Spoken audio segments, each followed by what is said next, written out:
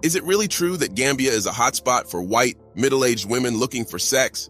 In recent years, Gambia has become notorious for being the hub for sex tourism, especially for white middle-aged women from Britain and Europe. Because the tourism package is so cheap, the white women prefer coming to Gambia and enjoy with the young black boys and men. But how did all this start? And whether the white women still go to Gambia to have sex and enjoy their dull lives? Why do the black men and boys in Gambia become ready to fall for these white women? Well, there are a lot of things that have stayed hidden. So, what's the reality behind Gambia's status as a sex tourism hub for middle-aged and old white women? Let's find out. Recently, the Gambia has captured global attention, emerging as a favored destination for European women seeking connections with African toy boys. Instead of traveling inside European countries and finding partners for a better sex life, the trend of traveling to African countries has increased now. However, this trend is followed heavily by European white women, not white men. This trend has been growing since the 1990s, sparked by the introducing of low-cost package tours to this small West African nation by international travel agencies based in the UK. Nobody knows about it, but for over 3 decades, the Gambia has been accommodating thousands of middle-aged and old white women with the explicit intent of engaging in sex tourism. Because of high unemployment rates and low wages in the Gambia, which boasts a population of 2.64 million, a relationship with a wealthy Western mature woman is perceived as a financial opportunity for young black men. Presently, the Gambia holds the top spot as the most popular destination for European women seeking sexual partnerships in Africa. Retired British women in their 80s, along with their girlfriends, flock to the Gambia in search of young men for romantic relationships with black men and boys. Locally, these men are referred to as bumsters because they are the center of attention for white European women. But how did it all start? Well, the answer lies in the socioeconomic conditions of the Gambia. It has a population exceeding 2.64 million people living across an expanse of 11,300 square kilometers. The key urban centers in the Gambia are Saka and Prama, while the capital and the largest metropolitan area is Banyo. English is the official language in the Gambia and is used in official and educational contexts.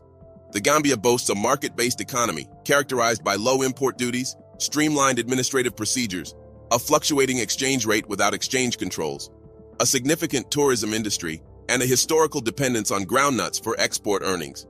In particular, the tourism sector has attracted international tourists who visited to appreciate the nation's beauty before it transformed into an opportunity for European grandmothers to spend time with Gambian youth.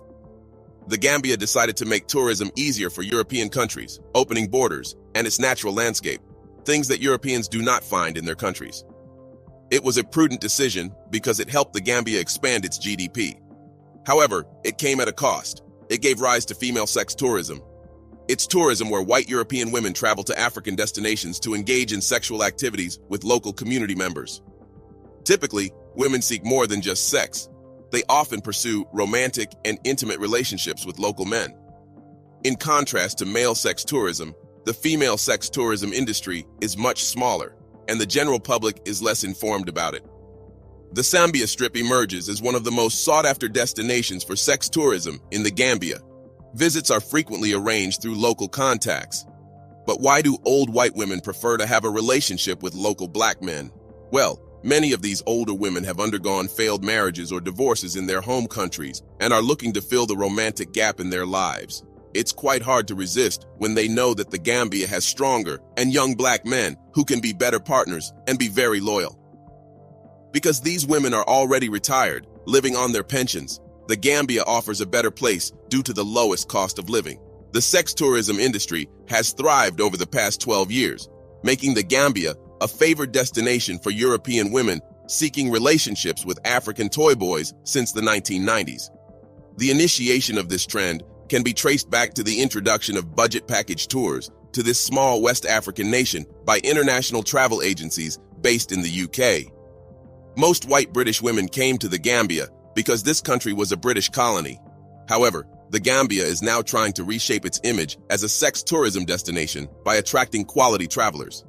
The government promotes the country's wildlife and cultural attractions, including 2 UNESCO World Heritage Sites and over 300 species of tropical birds.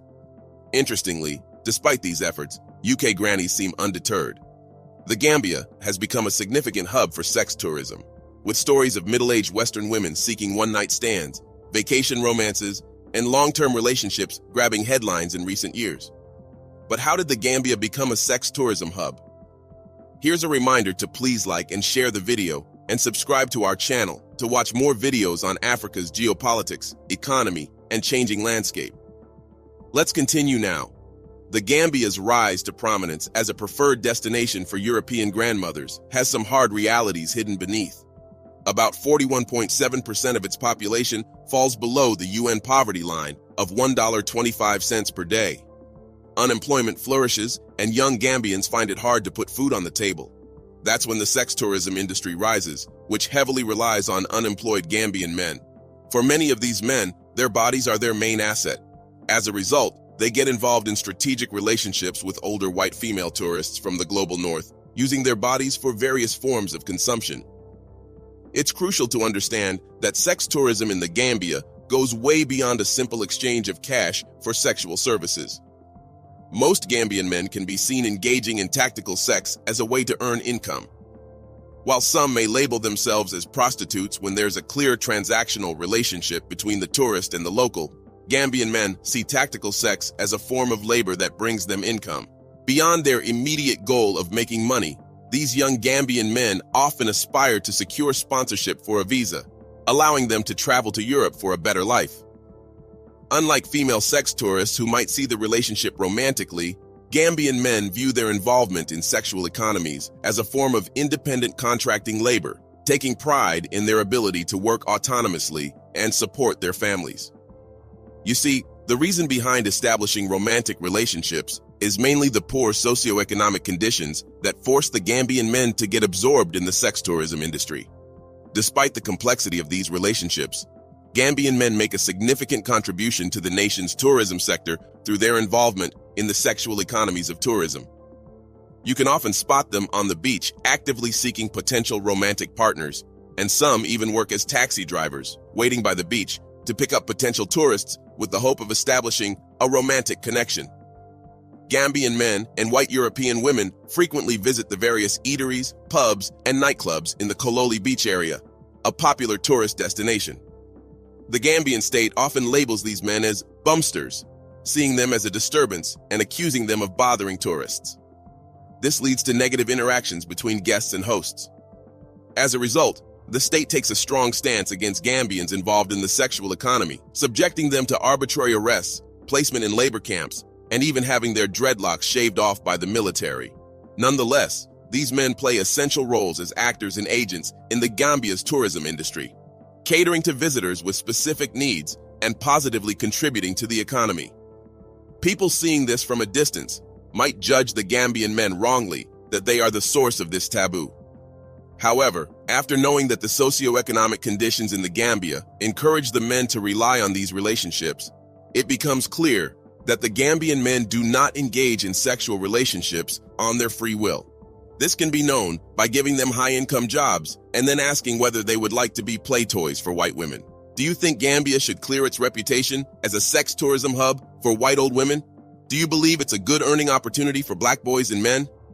In the comment section right below, let us know your thoughts on how Gambia can create job opportunities to encourage its young population to give up sex work. Do you want to watch more videos like this one? If yes, subscribe to our channel and press the bell icon next to it. We have decided to bring videos on something nobody talks about: African politics, economy, and increasing power. Thanks for watching, and until the next video, stay tuned. Tell us what you think in the comment section. Like and share the video, and subscribe so that you don't miss any of our African videos. It's the best way to support us.